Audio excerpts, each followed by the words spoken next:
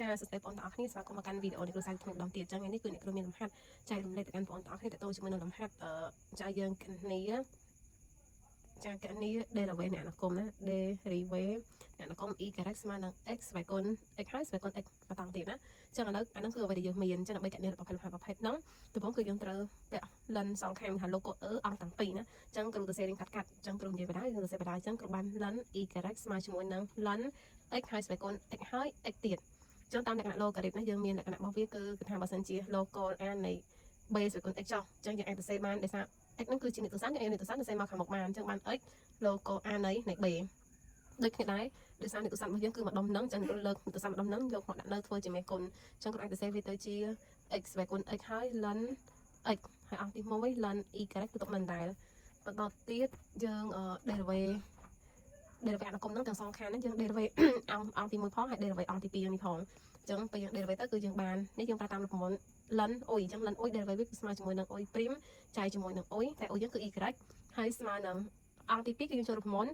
អ៊ុយគុណជាមួយនឹង v នេះគឺមួយអនុគមអានេះគឺមួយអនុគមទៀតចឹងរូបមន្តរបស់យើងគឺស្មើជាមួយនឹងអ៊ុយព្រីម v ហើយបានបូកជាមួយនឹង v ព្រីម ln x នេះ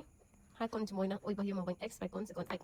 ចឹង x ស្វ័យគុណ x នេះយើង derivative កោតទេណាយើងអត់ដឹងថាចម្លើយវាស្មើនឹងប៉ុន្មានទេចឹង x ស្វ័យគុណ x ព្រីមនេះគឺទុកនៅដដែលហើយ ln x ហើយបានបូកជាមួយនឹង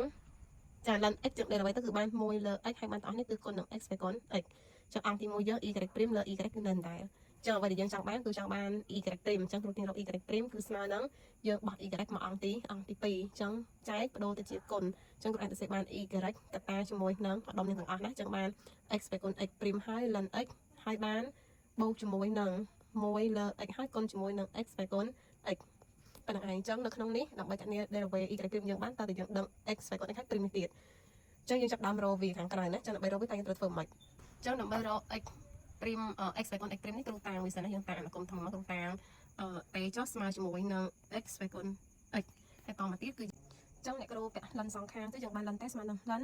x ស្វ័យគុណ x ចឹងយើងលើក x នេះមកខាងមុខដូចគ្នាណាមកធ្វើជាមេគុណដូចគ្នាចឹងគ្រាន់តែសេបានទៅជា x ln x ហើយបន្តទៅទៀត derivative សងខាងទៅចឹងគ្រូតាំងចឹងតែម្ដងទៅណាដោយសារគ្រូកសេបដានិយាយបដាចឹងអាចបញ្ចូលលេងចឹងលិនតេព្រីមយើងធ្វើដូចគ្នាណាគឺស្មើយើងប្រើតាមរូបមន្តលិនអ៊ុយចឹងស្មើនឹងអ៊ុយព្រីមលើអ៊ុយហើយបានស្មើនឹងដល់ derivative x ln x គឺយើងប្រើអ៊ុយ v ចឹងគឺស្មើនឹងអ៊ុយព្រីម v បូកជាមួយនឹង v ព្រីមអ៊ុយចឹងវិញណាចឹង derivative x គឺ1ចឹងនៅសល់ ln x ហើយ derivative ln x គឺ1លើ x ហើយបានកុំជាមួយនឹង x ចឹងយើងបាន ln x បូកជាមួយនឹង1ដែរចឹងតេព្រីមរបស់យើងណាតេបើអ្នកគ្រូចង់រកតេព្រីមគឺគ្រូបោះតេមកអស់មួយខាងទៀតណាចឹងគេបានតេព្រីមស្មើនឹងម្ដុំនេះគុណជាមួយនឹងតេនៅតាមដើមវ៉ាន់សាន់គុណជាមួយនឹងតេចឹងតេមុនហ្នឹងគឺយើងបានដឹងហើយតេគឺយើងតាំងតម្លៃរបស់វាគឺត្រូវជាមួយនឹងគ្រូអាចទៅសេវាទៅជា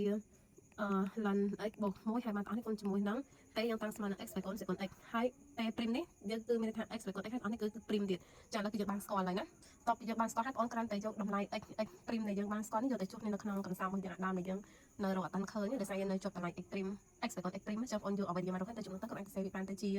y ព្រីមរបស់យើងគឺស្មើនឹងចា y ចឹង y នេះគឺត្រូវជាមួយនឹង x ស្វ័យគុណ x ហើយ x ទៀតហើយអស់នេះកតាជាមួយនឹង x ព្រីមចឹង x ព្រីមគឺជំនួសវាទៅជា x ស្វ័យគុណ x ហើយគុណជាមួយនឹង ln x បូក1ហើយបានគុណនឹង ln x ទៀតហើយបានបូកនឹង1លើ x គុណនឹង x ស្វ័យគុណ x បន្តទៅទៀតយើងឃើញថាអ្វីអាចទាញជាកតាបានយើងទាញទៅលេខកាន់តែតូចបន្តិចចឹងនេះគឺអ្នកគ្រូទាញយើងសង្កេតឃើញមាន x ស្វ័យគុណ x ស្វ័យគុណ x ដូចគ្នាចឹងគ្រូអាចសេបាន x ស្វ័យគុណ x ហើយ x ទៀតគុណនឹងចឹងគ្រូទាញ x ស្វ័យគុណ x នឹងជាកតានៅសល់ម្ដុំនេះគ្រូគុណបលិណាចឹងបាន ln